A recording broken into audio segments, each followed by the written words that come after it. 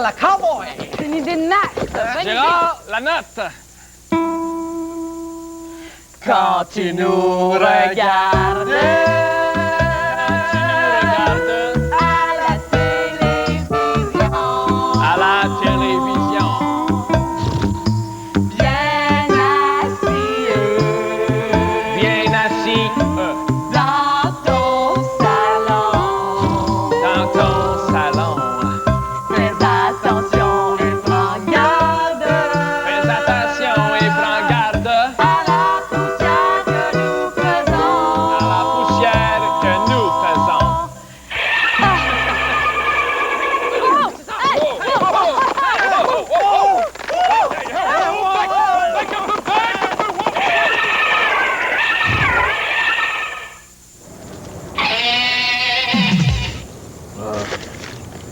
Quoi? Quelles écailles? Où ça, des écailles? Je vois pas d'écailles? Hey, on va se comprendre une bonne fois pour toutes. Ça, c'est des arachides en écale, pas en écailles. Des écailles, ça recouvre des poissons, des huîtres, des skis. Pas des arachides. Des écales, ça s'applique seulement aux arachides et aux noix, pas aux poissons. Hein? On écale des arachides, on écaille des poissons. Des écales d'arachides, des écailles de poissons. Non, c'est-tu clair? Hey! Respire par le nez, là, c'est biodégradable.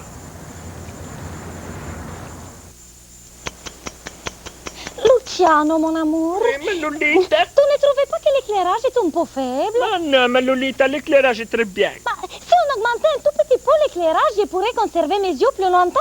C'est important, les yeux dans la vie. Je sais que c'est important les yeux dans la vie, Lolita, mais pas autant que la voix. Oh, Luciano, s'il te plaît, juste un petit peu pour ta Lolita qui te fait les meilleurs spaghetti. Bon, ma Lolita. Au clair de la luna, mon ami Piero. Ah non, restez sur les loups, Luciano, Ma Lolita, pour me faire plaisir. au clair de la luna. C'est ça, il ne me reste que 50 pages à lire.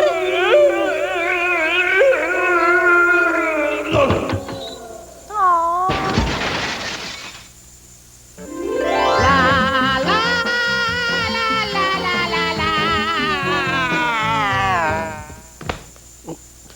Bon, comme vous pouvez le constater, j'ai pas peur du ridicule. Par contre, j'ai peur de la noirceur. Vous allez me dire, pourquoi tu nous parles de ça? Eh bien, parce que la peur de la noirceur, c'est une peur qui remonte à des millénaires. Pensons seulement aux hommes préhistoriques. Bon, les hommes préhistoriques n'avaient pas l'électricité comme nous on a, donc ils vivaient le jour avec la lumière du soleil et la nuit avec la lumière de la lune. Mais certaines nuits, la lune disparaissait mystérieusement du ciel. Et les hommes préhistoriques croyaient que la lune, alors, était mangée par un monstre. Alors là, ils se mettaient à danser et à faire toutes sortes d'incantations pour faire revenir la lune. Aujourd'hui, on sait très bien que lorsque la lune disparaît mystérieusement du ciel, c'est pas un monstre qui la mange, c'est tout simplement qu'on assiste à une éclipse lunaire. Donc, c'est un phénomène qui est très facilement explicable de façon scientifique. Et c'est ce que je vais faire présentement. Je vais vous expliquer ce qu'est une éclipse lunaire. Mais j'ai un problème, j'ai personne pour m'aider et j'aurais besoin d'un cobaye. Merci. Merci, Élise. Tu veux-tu m'aider? Ben, je veux pas danser comme ça, par Non, OK. Seulement m'aider à expliquer une éclipse lunaire. Oui. Bon. Regarde bien ce qui se passe. Admettons qu'il y a une lumière et que moi, je me mets devant cette lumière-là. Oui. D'accord? Qu'est-ce que je vais faire, moi? Je sais Devant pas. ma lumière, je vais donc Tu vas danser comme ça? Non. Non. Je vais projeter une ombre. Ah D'accord? Et toi, si tu entres dans cette ombre-là, Hum, eh bien, une partie de ton corps qu'on verra pas. je OK? comprends rien.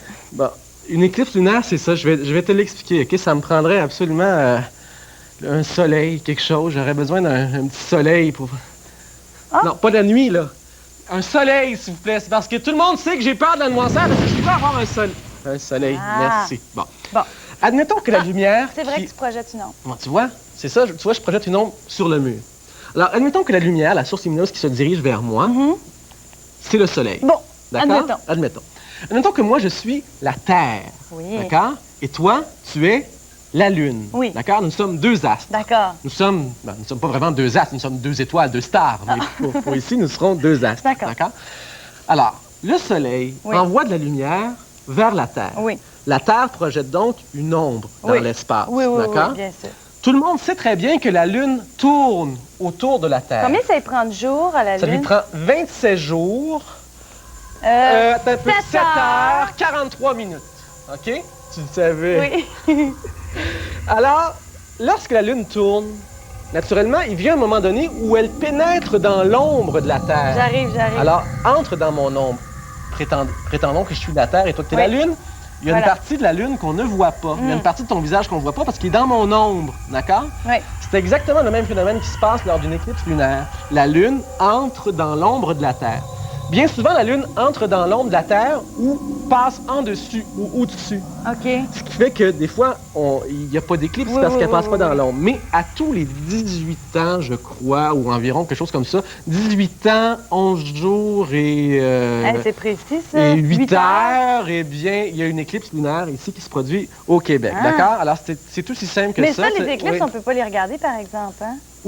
Oui, on peut les regarder. Les éclipses lunaires, on peut les regarder, pas les éclipses solaires. Mais la Lune, tu peux la regarder avec une paire de jumelles, même t'amuser à essayer de trouver les cratères ou les montagnes qu'il y a sur la Lune. Il va y avoir une éclipse lunaire le 18 décembre 2011 à 8 h le matin ici au Québec, mais on ne pourra pas la voir parce que c'est le matin. Par contre, il va y en avoir une autre le 28 novembre. Elle va commencer à 11 h le soir et elle va se terminer à 3 h du matin. Élise, m'écoutes-tu? Je suis en train de donner la date de la prochaine. Oh, excuse, j'étais dans l'une. C'est drôle, hein? Poing, poing! On y va pour un petit test de son. Test de son! Test de son! Il va capoter!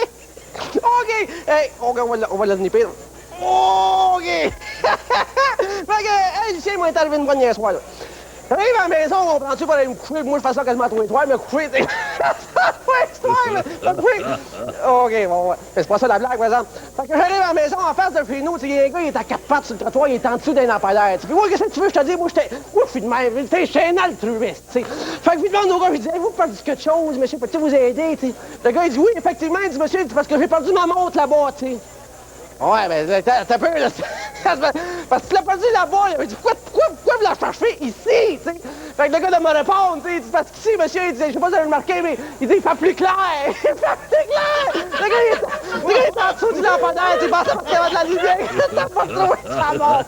OK. Fait que le lendemain matin, tu sais, me réveille pour aller travailler, moi, qu'est-ce que tu veux, je fais ça quasiment tous les matins. Tous les matins, il me réveiller, tu sais. Fait que je sors dehors, tu sais, puis qu'est-ce que je vois pas, mon épée, il est encore à quatre pattes après avoir fait sa montre, tu sais. Mais là, le gars, le problème, c'est que le gars, là, il est plus ici, là. Le gars, il est là-bas, tu sais. Fait que là, moi, on va le voir encore une fois. Fait que qu'est-ce que tu veux? Je dis, moi, j'étais un altruiste, tu sais. Fait que là, évidemment, je dis, monsieur, il dit, il y a une affaire, je comprends pas. Il dit, hier, vous m'avez dit, vous avez perdu votre montre là-bas. Je dis, pourquoi vous la cherchez là? Fait qu'il dit, fait que là, le gars devait répondre, il dit, parce que monsieur, il dit, quand j'ai perdu ma montre hier, là, il dit, en marchant, là, comprenez-vous, le gars, il est pas que ça va, le gars, c'est pas mal, ça dépend.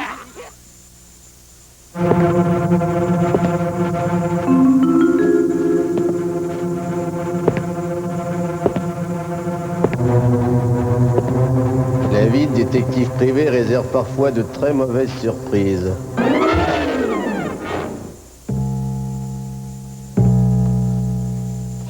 Aux oignons?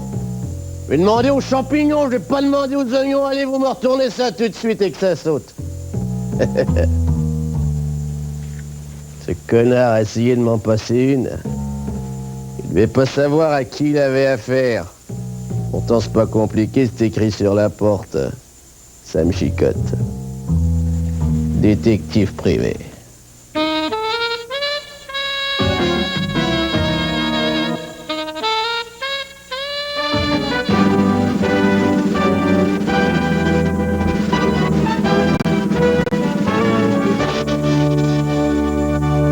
L'enquête sur l'assassinat d'Eddie Click n'avançait plus. Je n'arrivais pas à retrouver le professeur Smith disparu depuis notre rencontre au Gehling Airline Club. J'avais besoin d'argent pour m'offrir des petits luxes, comme manger et payer mon loyer. J'ai décidé donc d'aller offrir mon talent de détective au gouvernement des États-Unis qui en avait sûrement grand besoin. La terrible épidémie frappait de plus en plus la population.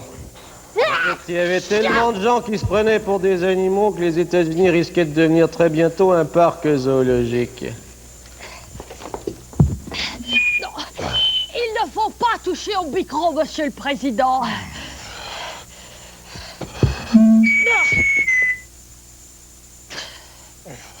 Cher peuple des États-Unis, c'est votre président qui vous parle.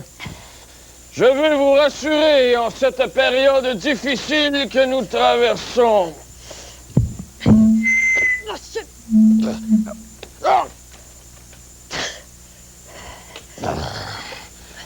Les États-Unis mènent présentement une importante guerre en Europe.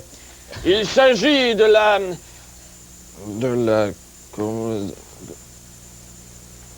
Deuxième Guerre mondiale. Mais au pays aussi, il y a la guerre.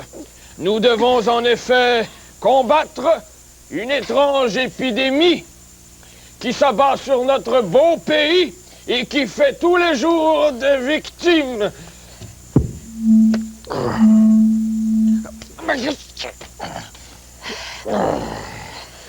Une étrange maladie qui attaque le cerveau des personnes atteintes et les fait se comporter en animal.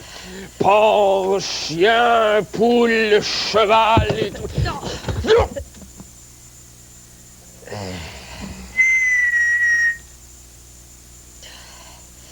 Je tiens cependant à vous rassurer. Tout est sous contrôle. Bientôt la maladie sera chose du passé. Il n'y a donc pas lieu de s'alarmer.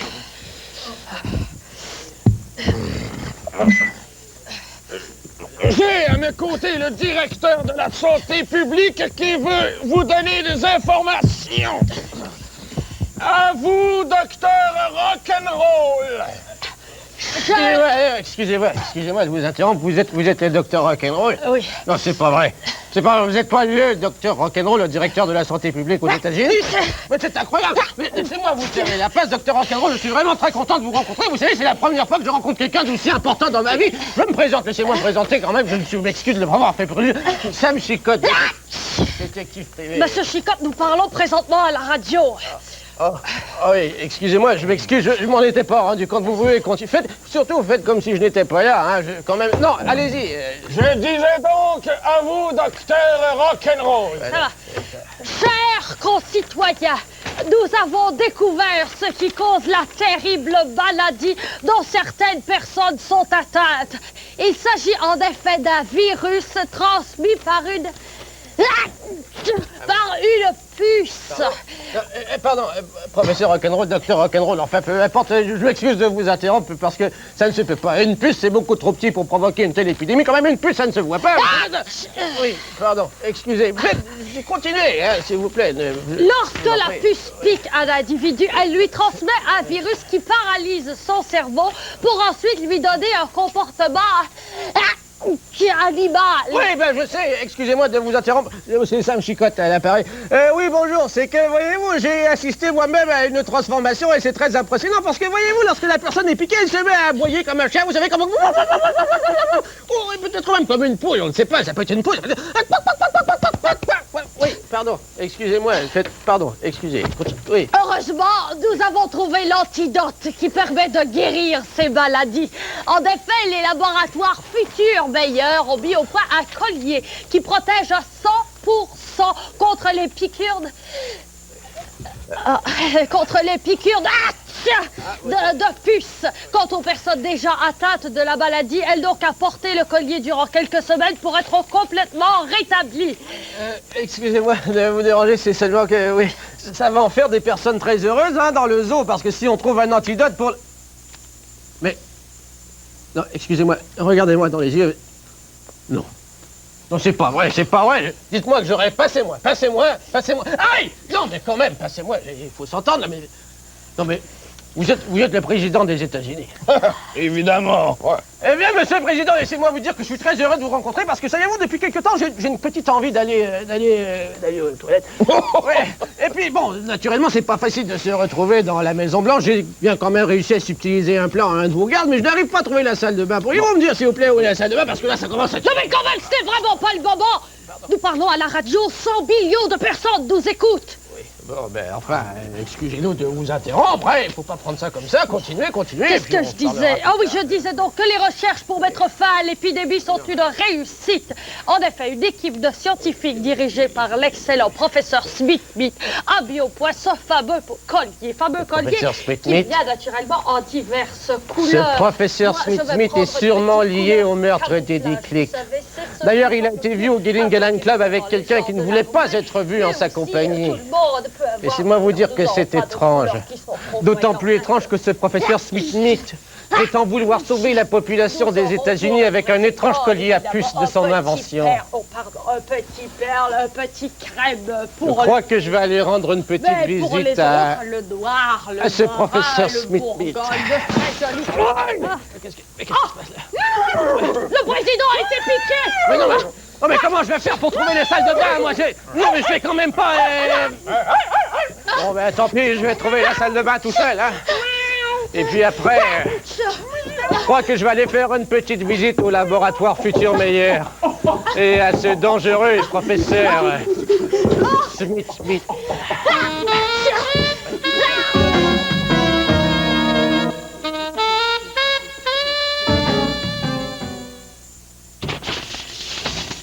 Oh, Mélanie, je t'en prie, sois pas fâchée. Moi, tout ce que je faisais, c'était de me pratiquer. De te pratiquer? Franchement, comme ça fait de montrer à danser mieux que moi. OK, je le ferai plus, je te promets. Oh, de toute façon, je t'appelle plus Bruno Camus. Oh, Mélanie, s'il te plaît, sois pas fâchée, là. Tu exagères. Moi, j'ai pas couru après elle. C'est elle qui a tendu ses bras vers moi, puis la musique est partie. Tu peux pas la coller plus, peut-être? Oh, je l'ai pas vraiment collée. Je me suis laissé un petit peu entraîner par la musique. Tu dansais de même. Oh, franchement, Mélanie Meilleur, là, t'exagères. Je marche pas comme ça du tout quand je danse un slow. Oh non? Non. Mais comment ça se fait donc que sa gomme est dans ses cheveux? Oups. C'est vrai qu'elle en a plein de pas de trac. Ouais, viens, Christian, viens, danse. Ça m'angoisse, on va avoir du plaisir. Mais voyons, ça t'angoisse, on dirait que c'est ta première danse. C'est pas ma première danse, mais à chaque fois que j'ai une danse, c'est comme si c'était ma première danse. J'ai des angoisses terribles. Tu me fais penser à moi, justement, quand c'était ma première danse. Moi, j'étais stressé. Je voulais y aller. Je me préparais 3 semaines, 2 semaines à l'avance. Mais quand arrivait le temps d'y aller, là, je me trouvais toutes sortes de raisons pour pas y aller. Ouais, je suis exactement comme ça, moi. Moi, mon excuse favorite, là, c'est « Excuse-moi, je suis malade, j'ai une gastro, je peux pas y aller. » ou j'avais un rendez-vous. C'est plat. Moi, une fois, j'ai dit que mes parents ne me donnaient pas la permission. C'était pas vrai, mes parents m'encourageaient à y aller. Ouais, mais la seule bonne vraie raison là, pour laquelle tu devrais pas y aller à la danse, c'est si sincèrement ça ne te tente pas. C'est vrai. OK? Parce qu'il y a des gens qui n'aiment pas ce genre de soirée-là. Ou il y a ça, c'est des normal. soirs où on n'a pas envie d'être avec du monde. Effectivement, des soirs, on se sent moins bien aussi. Mais si vraiment tu as le goût d'y aller, il faut que tu y ailles. Il faut pas que tu te mettes plein de OK, j'ai le goût d'y aller. J'ai le goût d'y aller, mais parfois me mettre sur le dos. Comment je m'habille? Comment s'habiller? Mais ça, c'est pas vraiment un problème, Christian. À moins que ça soit pour notre bal de graduation, là, où on se trouve quelque chose de plus chic. On se met des vêtements confortables dans lesquels on est bien, dans lesquels on se sent beau. C'est tout. Pas des vêtements neufs, parce qu'on va tout être pogné là-dedans. Oui, des souliers neufs aussi, là, à un moment donné. C'est pas une bonne idée pour une danse. Non, est-ce que je vais avoir l'air têtue, moi, mettons, si j'appelle mes amis et leur demander qu'est-ce qu'ils se mettent sur le dos aux autres? Non, je fais ça, moi. Non? Moi aussi, ça m'est arrivé de le faire. OK. Ouais. Tu peux m'appeler si tu veux. Je suis pas sûr, par exemple, avec les goûts vestimentaires. Merci, Christian. Non, mais OK, maintenant, j'ai mes amis. Mais moi, j'aime pas ça rentrer seul. Tu sais, je sais pas avec qui y aller parce que moi, je veux pas rentrer seul. Entrer seul, là, ça m'angoisse. T'as juste à demander à un ami, tente avec lui, puis rendu dans la danse, t'es pas obligé d'être toute la soirée avec cet ami-là. Là, tu vas avec ta gang. Vous vous donnez un point de rencontre avant d'aller à l'endroit, là. Puis là, vous entrez tout simplement. Puis ensuite de ça, la soirée commence, puis là, tout le monde danse, puis là, on a du plaisir. Puis danser, ça, c'est une autre chose. Hein? Danser, il y en a qui ont ça dans le sang, mais il y en a d'autres qui sont un petit peu plus gênants. Oui, moi, j'ai un sérieux problème, parce que moi, j'ai toujours la conviction intime et profonde que je danse comme un pied, puis que tout le monde me regarde danser, puis que j'ai l'air d'un fou d'une... C'est vrai que tout le monde se regarde danser. Oui, on se regarde tout. C'est angoissant, ça? Non, Christian, il y a une chose, c'est quand on va dans une soirée comme ça, on va pas faire un concours de danse. On n'a pas besoin d'être le meilleur danseur du monde. On va là pour s'amuser Ouais. Puis il faut se laisser aller. Mais je pense que si vraiment on se laisse aller puis on danse comme on danse, on n'a pas l'air fou. Il n'y a personne qui danse super mal. Il y en a, c'est plus drôle que d'autres. Il n'y a plus de pas aujourd'hui. C'est pas comme des tcha-tcha tout ça. Là, on Christian, quand même. OK. Tu peux, si tu veux. Mais il y a les slow, par contre. C'est ça, c'est ce que j'allais dire. Ça, c'est ma grande angoisse. Ben voyons. Les slow. Comment danser un slow? Moi, je te comprends, parce que les slow, là, au début, j'avais peur toujours de me faire dire non. C'est de la peur de se faire dire non. Et je restais avec cette peur-là et j'allais jamais redemander à quelqu'un d'autre. Oui. Alors, je restais avec un autre, juste assis là. Mais moi, je suis comme ça. Moi, si quelqu'un me dit non, j'ai l'impression que je peux plus rien faire. Oui, mais non, mais il y en a une autre à côté qui va te dire oui. Tu lui demandes et tu le fais. Mais comment danser un slow? Moi, juste pour vous faire rire, vous allez rire de moi, je vais vous montrer comment j'ai dansé mon premier slow. Ah ouais. Élise, tu vas faire ma partenaire. OK. C'était une soirée à l'école. Ouais. C'était une fille qui s'appelait Dolores Raymond. OK. Si tu me regardes, Dolores, aujourd'hui, tu vas rire. Salut Dolores. Alors, je savais pas comment la prendre, moi. Ouais. Alors, je la tenais comme ça, les fesses sorties, puis j'ai dansé comme ça, mon slow. Je m'en souviens toute ma vie, j'avais l'air tellement fou. Mais ça, c'est vrai. On est toujours à se demander comment je me place les mains, comment je place mes pieds. Je vais-tu lui piler sur les pieds? Qu'est-ce que je fais? Mais oui. Je pense que je regarde. Hein? Le mieux, c'est de regarder les autres. Si c'est vraiment pas, peut-être que tu regardes les autres, tu regardes où est-ce qu'ils mettent leurs mains. Ou, là, comme ça. Tu sais, moi, je me mets les mains là. C'est ça. Comme ça? Mais on peut se coller plus ou moins selon qu'on a plus proche comme toi. OK. Hey! Hey, Élie, sais-tu, on parle de slow. Là. Moi, je danserais un slow. Tu danserais-tu un slow avec moi? Ah, non. Ben, ça me tente pas. Mais avec moi, par exemple. Mais non plus. Non? Non. Carole? Tiens.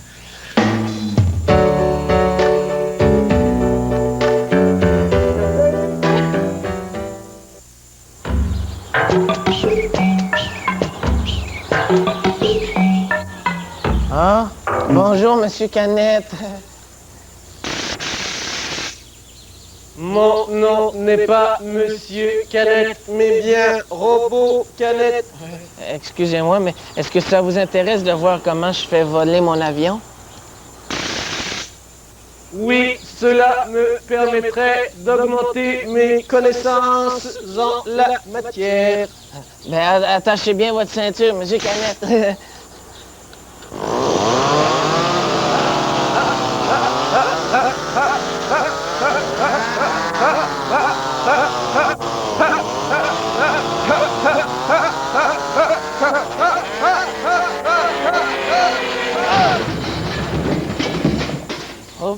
Hop.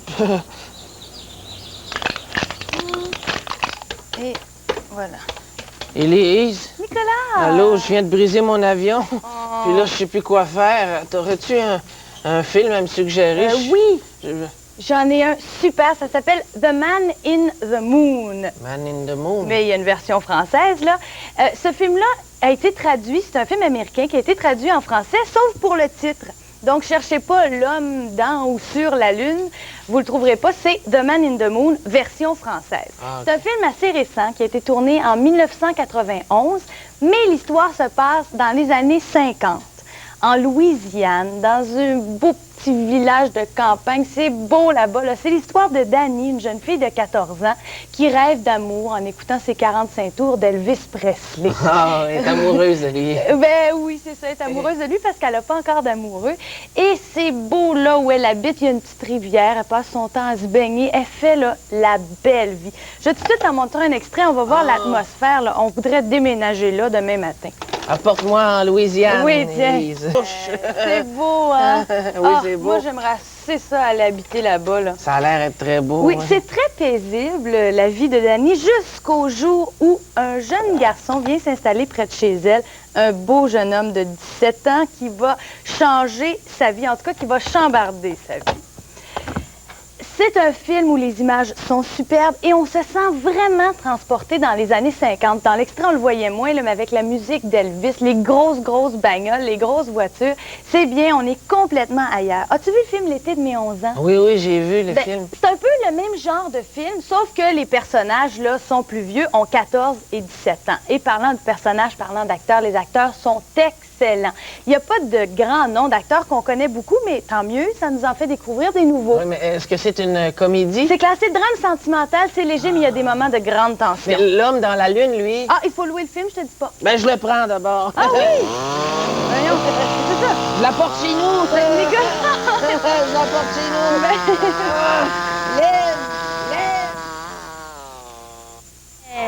Taureau, par ici, que y a t'attrape, et olé! Ah non, pensez pas que je suis allée en Espagne pour voir les corridors, là. Ça, j'aime pas ça, je trouve ça terrible. Mais j'ai vu quelque chose de plus spectaculaire encore. L'Encierro. À chaque année, dans la ville de Pampelune, en Espagne, on fête la San Firmin. Puis ça, là, c'est toute une fiesta. On boit, on mange, puis on danse dans les rues, là, pendant 7 jours et 7 nuits. Il y a de l'ambiance, là, quelque chose d'arrose. Puis à chaque matin, à 7 heures, a lieu l'Encierro. Les taureaux, qui attendent la corrida de l'après-midi, sont lâchés lousses dans les rues. Imagine! Ah, mais c'est rien, ça. Le plus pété, là, c'est que ceux qui veulent montrer leur bravoure, on les appelle les aficionados. Ben, eux autres, là, ils jettent devant un taureau, puis ils se mettent à courir le plus vite possible. Ben, j'espère, les taureaux sont tellement énervés, là, qu'ils foncent sur tout ce qui bouge. Le seul moyen d'échapper aux cornes, c'est d'escalader en vitesse les palissades de chaque côté de la rue. Pas besoin de vous dire que l'Encierro fait chaque année plusieurs morts puis une multitude de blessés. Mais ceux qui arrivent sains et saufs là, sont acclamés par la foule puis deviennent de vrais héros. En tout cas.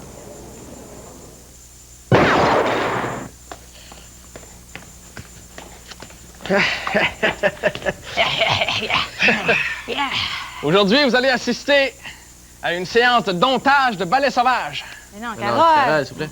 Ah, je veux dire de cheval sauvage. Ouais. On va aller chercher. Yeah. Il va